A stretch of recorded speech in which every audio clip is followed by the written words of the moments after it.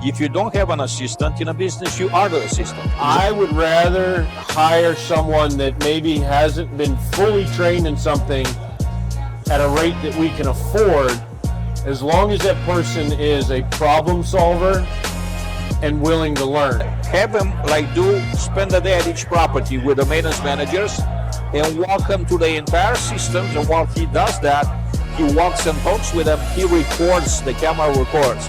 See if I can't launch that in my company.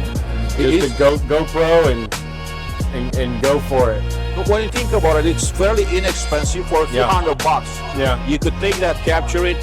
Now AI technology, just drop the video and ChatGPT gives you the transcript, and you ask it make me a manual. It'll make you a manual in a matter of seconds. You know what probably ends up happening? It's kind of like how Amazon basically took over the post office.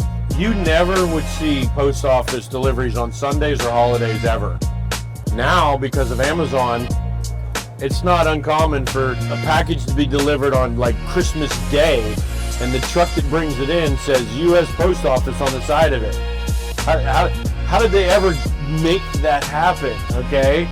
The future in this situation will be that our current MRO suppliers will become sellers on Amazon. Yeah. I'm seeing a lot of decisions that are being made in our industry in the dark, literally in the dark, they're based on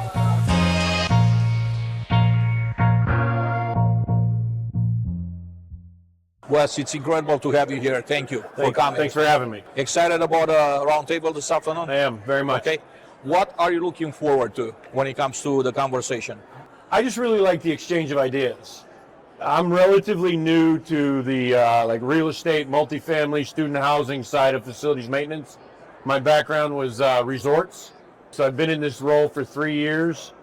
And so I'm still on a little bit of a learning curve. I mean, facilities maintenance is facilities maintenance, but instead of being on a stationary property, I've got multiple properties across the whole country that I oversee. So everybody's stable of contractors is a little different. The building makeup is different in each one, and they all have their own individual problems and solutions. So coming to things like this and meeting people and networking and seeing what other folks are doing and that exchange of ideas is always very helpful for me. So you mentioned coming from a different industry, hospitality, right? And we had the conversation off camera earlier.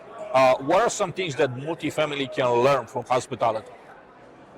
My biggest thing on the maintenance side is I think there's a sweet spot where resorts are probably, multifamily would look at it like they're overstaffed for maintenance. And I understand that, because if you're spending $3,000 or more a night to stay at a resort, everything's an emergency, and resorts staff accordingly. And I wouldn't suggest that a multifamily building staff anywhere is like a resort does, like a place like this does as far as their maintenance goes.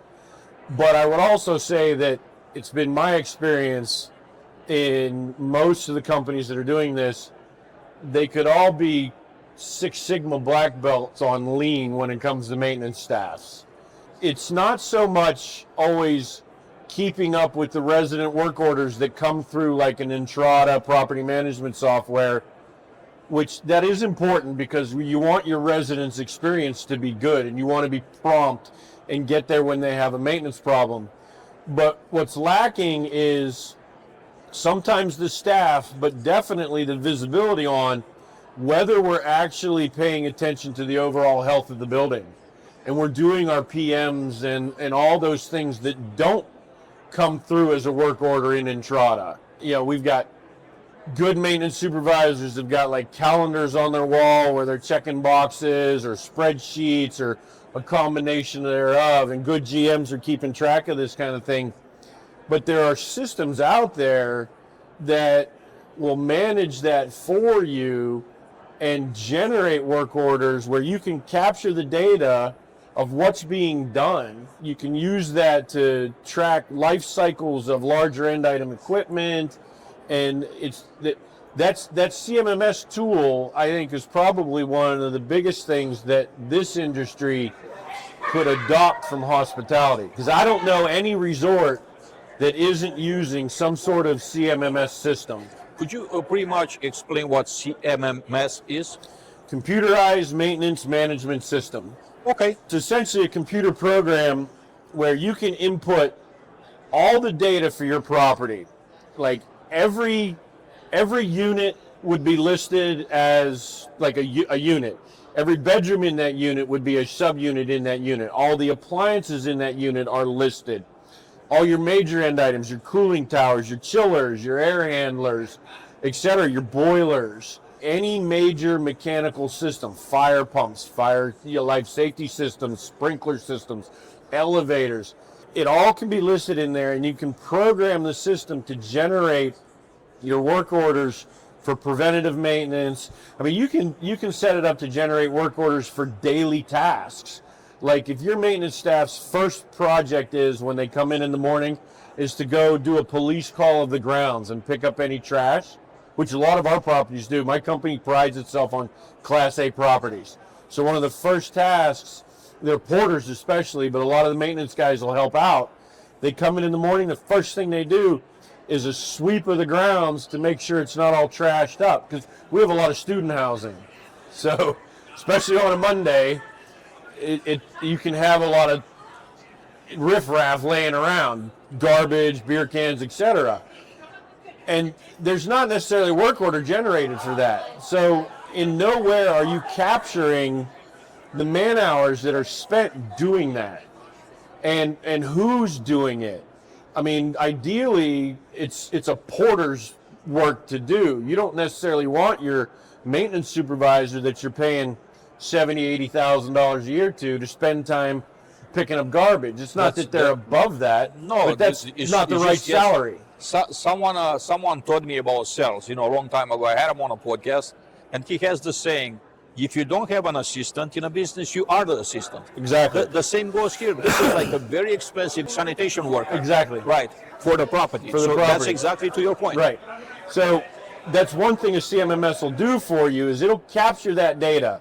It'll capture who's doing the work, how long the work is taking, and you can look at that over a historical period, 6 months, a year, 2 years, and you can start to right size your maintenance departments and find the efficiencies for what's being done so that the property is fully maintained 100%. And you don't have that surprise, our cooling tower is failing 5 years prior to when it really probably should. I mean, ASHRAE says that your large end items like that should have about a 15-year life cycle. And you should plan replacement at year 16 maybe. And if you can stretch it to 20, then that's a bonus. But when you've got, say, a 4-ton, rooftop unit that fails 10 years in, well, why did it fail? If you've got the historical data that the PMs have been done properly over its entire life cycle, well, then it may just be a mechanical thing. Mechanical things fail. And yeah, they're supposed to last 15 years, they may not. If you look at the historical data and you see that the PMs were lacking, well, then it's very possibly a fault on us as the company or the maintenance team for not maintaining that unit the way it's supposed to be. And all of these programs are set up in a way that someone like myself, who has oversight on all the properties, can look at a dashboard for each property and kind of see where their trouble spots are. And it's fast and efficient. I don't have to go to each property's individual entrada and pull up a list of work orders and try to comb through them all and see which ones they are. I can look at a dashboard and, like, if this is showing red, I can click on that and go through and see exactly where they're behind. And if I need to flex help to get them caught up, I'm able to then flex help to get them caught up. It may be just a quick email reminder, hey, your PMs are a couple weeks behind, what's up? Right now, that's difficult to keep track of. The great news, the amazing news is that we actually have technology built within multifamily for multifamily management companies to track just that. So have your PMs basically, like, you could build inside within the system, you could build your PM schedule and just say, we're going to do PMs, January, April, July, and December. I'm just, making something up. What does that entails, right? So it's going to be filter cleaning, checking smoke detectors, checking for leaks, whatever you have there. You could have the system actually generate at a day that you desire so many work orders, and you could, if you want to do it within a week period and do your entire PM, schedule it that way. If you want to do each quarter so many units a day, he could also do that for you. And the whole entire thing is automated. So you could automate it. So in other words, you don't need like a physical person to have to remember. You set it up, set it and forget it. The original setup is going to take time. Yeah. But once it's set up, like you said, it auto-generates. Yep. And on that day, that time, that work order is generated and the maintenance staff is notified, hey, this needs done inside of the next week or the next month or whatever. You're absolutely right. And this is not, you just kind of like create a program, you hand it over to the technology company, they put it in for you. Right. So it's all done, automatically. You don't have to worry about. And you could, this automatically populates. Well, the other thing that a program like that gives you is it gives you insight into what's coming. If you've got, say, a chiller, and over the past 5 years you've spent, $1,500 this year and $2,000 that year and $4,000 this year, and you see these expenses that keep kind of reoccurring for this chiller because it keeps breaking down or having maintenance issues, and you're calling in outside help from your local HVAC company, and they're doing all these repairs. That's an indicator that unit is probably going bad and needs to be replaced. So it gives you the ability to look at what you've been spending versus what the cost of a new one is, and sit down with your investment partners and your accountants and CFOs and kind of judge, hey, a new one's going to cost us $15,000. Well, over the last 5 years, we've spent $6,000. Okay, do we want to spend another $6,000 limping this thing along over the next 5 years, or do we want to program a replacement like 2 years from now, and do that capital expense? So it helps you project into the capital sphere as well. This episode is brought to you by AppWork, the maintenance platform built by operators for operators. If your work order system is slowing you down, it's time for a change. AppWork helps you streamline operations, boost tech efficiency, and track everything in real time. Smarter tools, better results. Check them out at appworkco.com. Yeah, no, that's a great point, and it should be done this way. I'm seeing a lot of decisions that are being made in our industry in the dark, literally in the dark. Like they're based on maybe previous year expenses. We had a couple of percentage points, but it's not really based on like real data. We're not capturing the data, and it's a shame because we're living in a era that a phone has more technology than they had when they flew the man to the moon. Like this phone has more computing power in that phone than what they use to go to the moon. Absolutely, it's an absolute shame, right? That we're not embracing that. So now the next step is, how do we convince asset management to invest, to pay for this type of system? What do you say?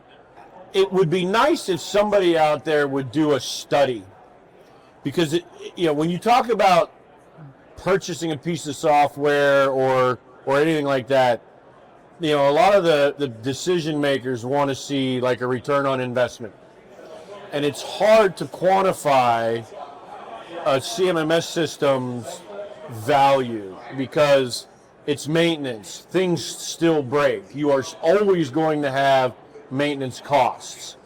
So a study that took a look at some management companies, say portfolio of properties over the past 5 years prior to having a CMMS system, and every dollar that was spent on maintenance and capital projects that directly deal with maintenance, like replacing a chiller, replacing a rooftop unit, or something like that, or even replacing an elevator, etc.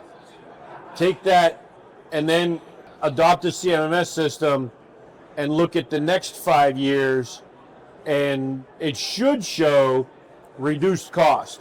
It should significantly show reduced costs in your kind of unplanned replacement of larger end items. Because let's face it, they're unplanned because they fail sooner than they should. So if they're being properly maintained, you should see that go down. It would be helpful to have a study like that on one company, but even more helpful to have it done on a more like industry-wide look. Like get 2 or 3 companies, get a small company, a mid-sized company, and get a big company, and try to capture the pre-MMS system data and the post-MMS system data on just maintenance costs, and show those savings so that there's a tangible, hard data set that says, yes, if you spend this, you will save, or potentially can save this in year 1, year 2, year 3, year 4, because it will build on itself. You may not see the real benefits until you're 5 or 6 years down the line, because let's remember, if we adopt this now and adjust our PMs accordingly,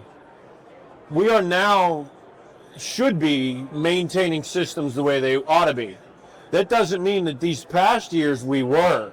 So you're going to catch the one-offs or so within this period of time when you adopt this new system that we're headed to failure anyways. You're not going to fix 10 years of bad maintenance with 2 years of good right off the bat. So it may take, but I don't know of any study that's been done like that. So in terms of study, I'm not aware of any study, but I would like to say that properties, like PropTech companies, they have been around for 5 years or more. They have, I think, enough data that they could crunch and help you make that case. It would be nice if somebody out there would do that. There's one, I think JLL has their own CMMS system. I think it's called Corrigo. And not to tout anyone over the other, but I would think that if that's the case, the JLL is probably sitting on the case study that I'm actually speaking about. Because why would they develop their own CMMS system if they hadn't seen the need for it? So now that they have it and are using it, they should be able to compare these two baskets in some sort of study that could help the whole industry and help sell their software. I think I know someone at JLL that I could get in touch with you and ask to see if they could pass on some relevant information. Next topic I want to touch on is training for our maintenance. How do you see the future of training for maintenance? The ideal type of training, what it would look like? Well, it's obviously going to be virtual. There's some good platforms out there that have some very good training modules, and I think it's going to be on the job. With the lack of trades qualified people across the country, these positions are starting to come at more and more of a premium. And the amount that a fully HVAC qualified tech or maintenance supervisor can get if he wants to go do HVAC work full time is significantly more than what he'll make as like a maintenance supervisor on a building. What I've been finding is I would rather hire someone that maybe hasn't been fully trained in something at a rate that we can afford, as long as that person is a problem solver and willing to learn. You give me somebody that's curious and is willing to figure stuff out, not just say, I don't know and walk away, but figure stuff out and learn on the job and use some of the tools that are out there where you can look up how to repair a garbage disposal online. and go through those steps. And once he's done it with the online help a couple times, now the next garbage disposal he goes to, he's like, I got this. And you give me somebody like that, and yeah, it may be one of those things where I only have him for 3, 4, 5 years, because he hits the top of his pay scale, and he's now learned through us enough that he can go get a job that pays more somewhere else. That's always a possibility, but at the same time, I'm teaching him how we want things done, best practices to get things done, and I got him at a quote-unquote discounted rate for at least to start. That's always a balance. What do you pay your maintenance staff? And anymore, if you want to get somebody off the street that's 100% trained, their salary is a little dear for what I'm seeing us willing to pay. Yeah, honestly, you got to pay for that type of knowledge. And the other challenge that we have is that there are not too many of those guys around. No, there's not.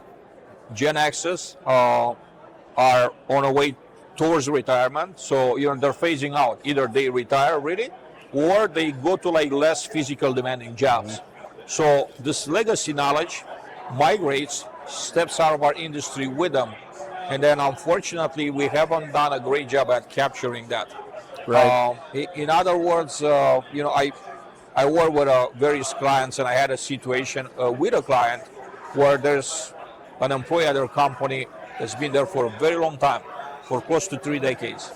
He knows all the assets like the back of his hand, and he would, he really took me around and showed me several assets, and he will explain to me even things that I never had opportunity to work on, like systems, building systems. And I said, okay, what do you have this information capture? If you have a new building manager starting, maintenance manager, what do you do? Well, I show up on the first day and I show them, yeah, but what if you get sick? What if, a train hits you? What if, you're not around for whatever reason? You're not available. No, I'll always be available. No, you won't. No, you won't. Yeah. No, everybody has an expiration date, and, things happen. Yeah. So what I suggested to the, client in that situation, I said, take this gentleman, buy a, good quality GoPro camera, and have him spend a day at each property with the maintenance managers and walk him through the entire systems. And while he does that, he walks and talks with them. He records, the camera records.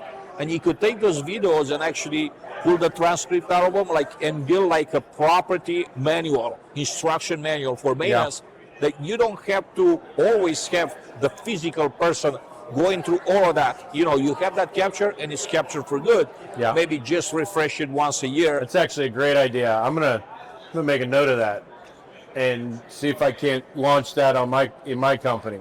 Just a GoPro and go for it. But when you think about it, it's fairly inexpensive for a few $100. Yeah. You could take that, capture it. Now AI technology, you just drop the video, and ChatGPT gives you the transcript, and you ask it make me a manual. It'll make you a manual in a matter of seconds. And again, you pass that on. You pass that on all the time. AI could even do clips for you. You could clip it per categories. This is about plumbing. Yeah. This is about water shutoffs. This is about electrical panels. This is about building systems. So it's amazing how many possibilities we have today. And to kind of go back to the training where you were saying that we're migrating towards virtual. We have been to some extent. But what I think that's most amazing about the times we're living in is that you could literally speak to your phone. Yeah. You have ChatGPT or other similar AI engine app built into your phone. You could just speak to the phone and ask ChatGPT, I'm in this situation, this is what I have.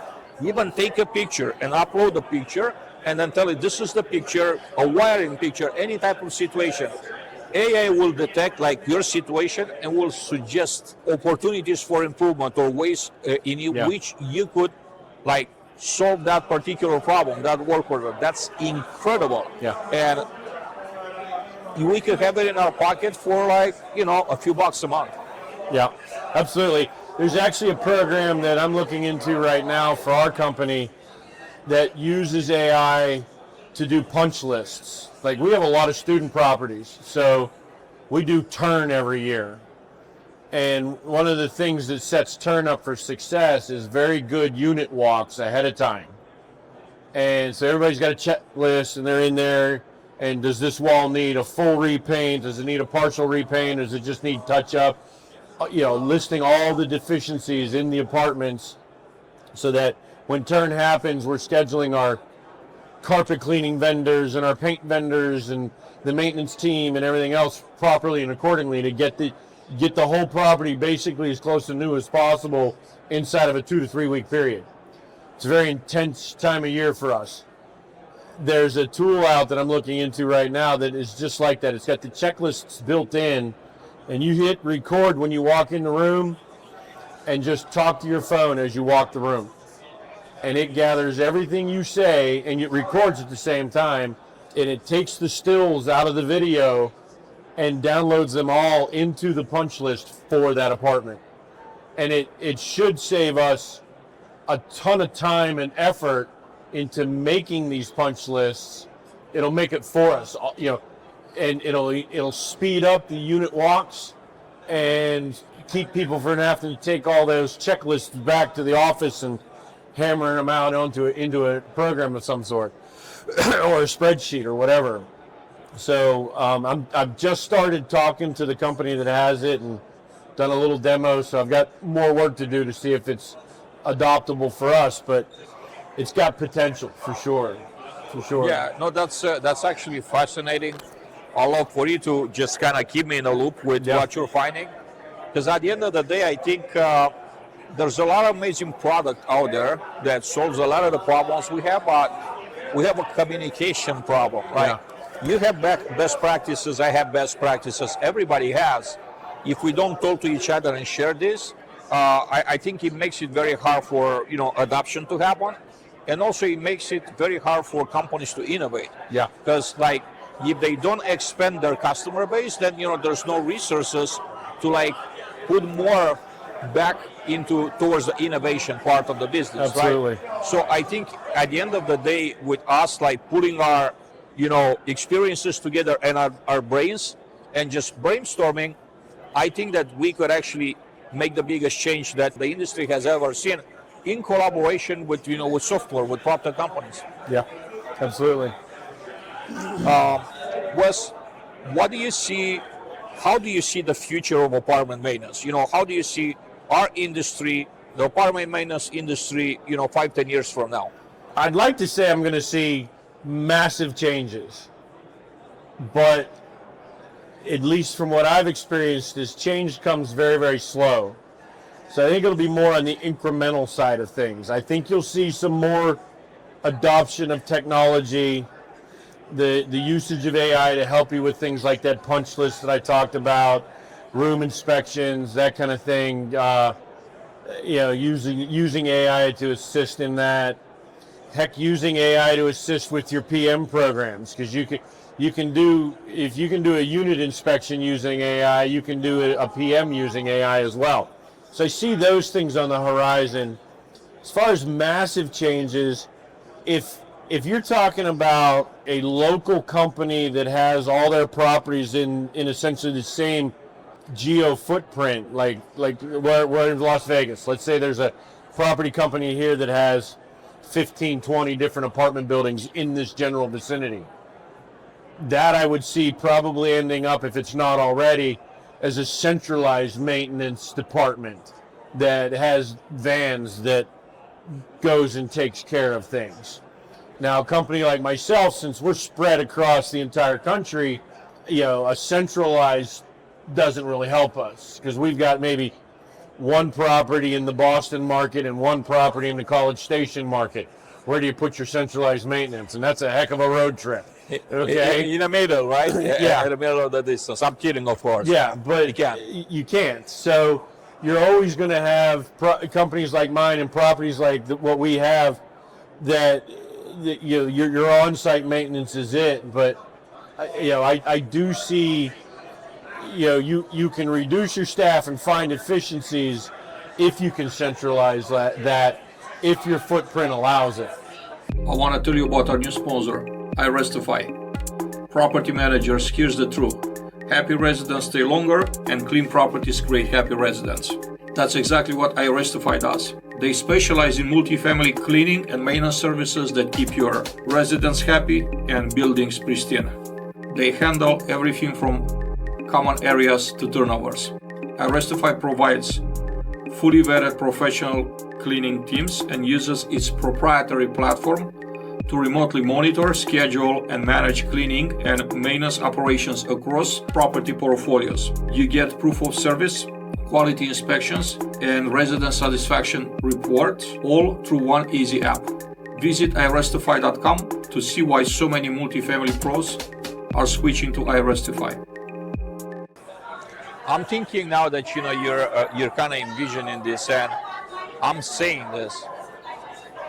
What if there's a very disruptive thing coming, not from within the industry? Because typically disruption happens, it comes from outside. Yeah. It's an exterior force.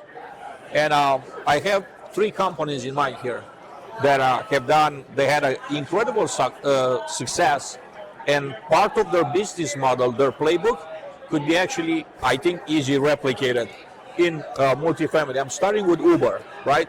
We all know it's very hard to keep the properties fully staffed. So I'm thinking, what if we had a platform just like Uber that basically connects your property needs for labor with professionals' needs for work. In other words, individuals that aren't really interested in working a W-2 job full-time, they could make themselves available on the app and say, I only want to work 2 hours a day, or I only want to work 3 days a week. And then based on their availability and their skill set, you as a company, as a management company, you go there and you put in your needs, and then the platform matches that availability with your needs. Do you see a future in that? It's got great potential. I would say probably the major barriers to that for a company like mine is we hire temporary assistants every year for turn. But where the hiccup or bump in the road comes is because they're temporary and they're not actual full-time GMH employees, access to an occupied apartment has to be accompanied by one of our employees that has gone through the full suite of Gray Silk trainings. They know about our policies as far as access, etc. Because you open up that window of liability that we control through our training and onboarding and the rest of that kind of stuff. If it's an outside company, it would be beneficial, but we'd need to bridge that gap between being able to allow them into an apartment to fix a problem without having to have a babysitter, for lack of a better words, or a staff member accompanying them, because you're not really gaining a lot if I have to dedicate, let's say he's in the apartment for 5 hours to fix something. If I have to dedicate a staff member to sit there with him for 5 hours, you're cutting into what you're gaining. So that would be the biggest hurdle, I think, to overcome is that aspect of it. I'm glad you're bringing it up. I think that this could be worked on a front end, right? To where you do the proper pre-screening with your criterias, and people, before they're coming to your company, that training that you said, the transfer of liability type, is being taken, right? So that's part of their profile. In order for them to be qualified to work for you, a certain background check, and then a certain number of classes to be taken up front, right? And that makes them, just like you qualify vendors now, right? Because you have a package and you say, you got to have this much liability insurance, this. Right. And then they do all of that, they submit it, they're approved. Just kind of the same thing. I don't think it's an impossible hurdle to overcome, but I think that's probably your main hurdle for that to have to be fully adopted and used regularly. Absolutely. Second company that I'm thinking about, it's McDonald's. And here's why I'm bringing McDonald's. Not everybody is very familiar with the fact that McDonald's is one of the largest real estate owners in the world. They own a lot of real estate. Yeah. They also perfected a business, the burger and fry business, that works with hires employees with no training for very low wages. Yeah.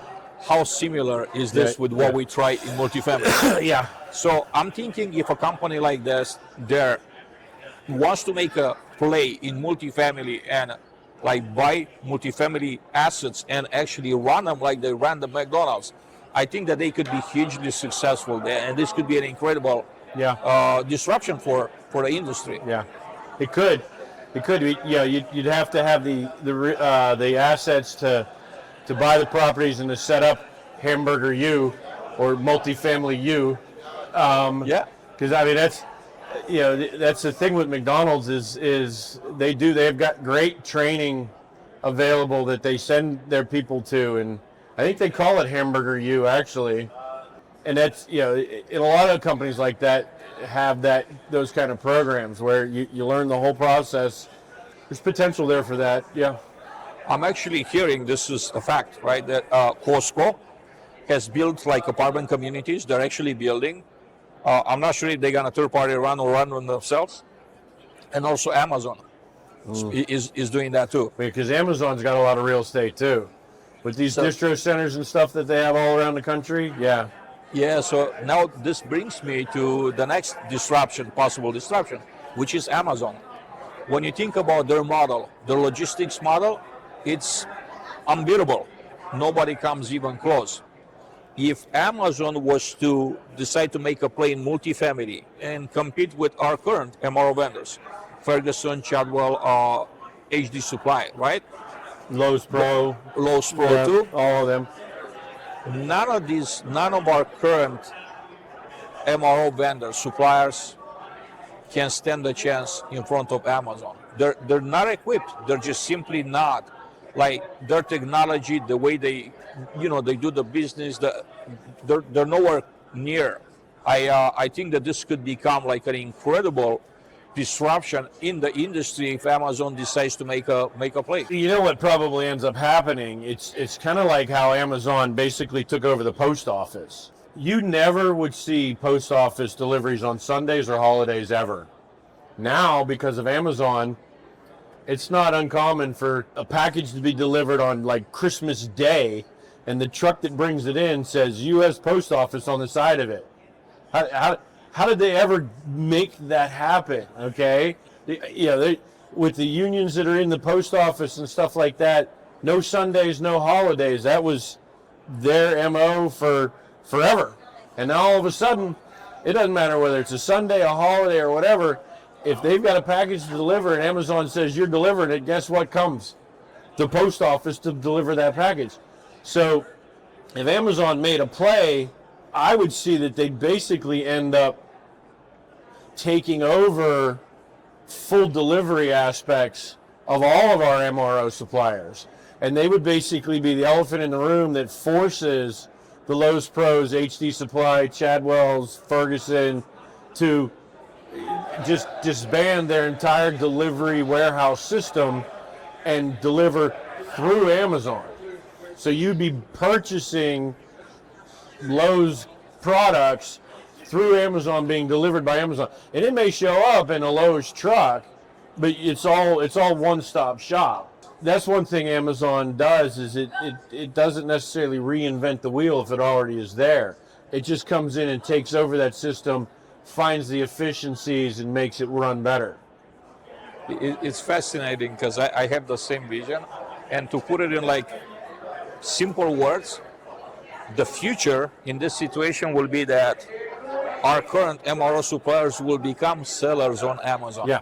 They'll become just like the other tens of thousands of sellers. Yeah. They will be reduced to a seller on Amazon.